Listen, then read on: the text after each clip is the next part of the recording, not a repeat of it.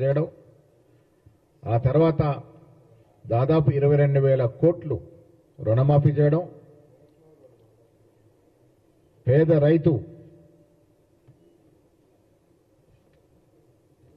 ఎవరైతే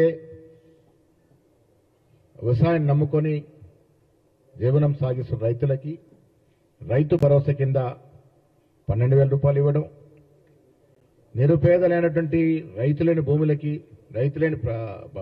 లేని రైతులకి ఇందిరమ్మ ఆత్మీయ భరోసా కింద మరొక 12,000 ఇవ్వడం.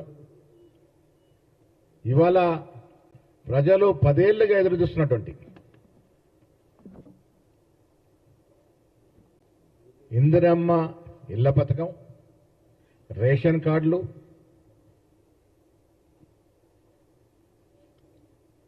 రేపు ఘనంగా ప్రారంభించుకోబోతున్న సందర్భంగా నేను తెలంగాణ ప్రజలకి ఈ శుభవార్త తెలియజేస్తూ, ప్రజలందరూ కూడా పండుగ జరుపుకోవాల్సిన తరుణం ఇది.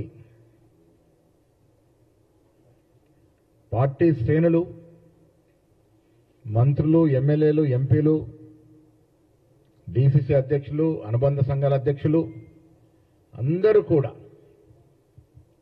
ప్రతి గ్రామంలో పండుగ జరుపుకోవాల్సిందిగా పిలుపునిస్తా ఉన్నాం. కారణం ఏంటంటే, తెలంగాణ వస్తే మా బతుకులన్నీ కూడా బంగారమయమవుతాయి, మా ఇళ్ళలో ఎవరికో ఒకరికి ఉద్యోగం వస్తుంది,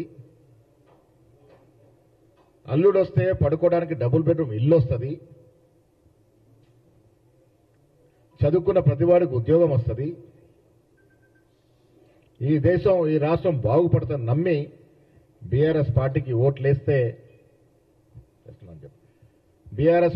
ఓట్లేస్తే ఏ రకంగా ఎలగబెట్టారో మనం చూసాం. ప్రజల ఆశల్ని వమ్ము చేస్తూ, ప్రజల కలల్ని నీళ్లు జల్లుతూ 10 ఏళ్లు ఏదైతేగా దోపిడీకి పాల్పడ్డ బీఆర్ఎస్ ప్రభుత్వం ఇప్పుడు కనువిప్పు కలగాలి వారికి. ప్రతి మీటింగ్లో ప్రజలని నీళ్లూరించే వాగ్దానాలు. అవ్వా అల్లుడస్ ఎక్కడ పడుకుంటాడే?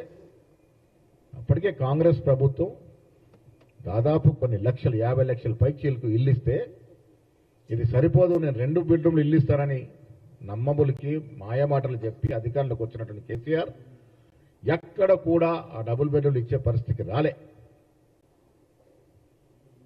బీదవాడికి అనునిత్యం ఉపయోగపడే రేషన్ కార్డులు 10 ఏళ్లలో ఒక్క తెల్ల రేషన్ కార్డు ఇచ్చిన పాపాన పోలే.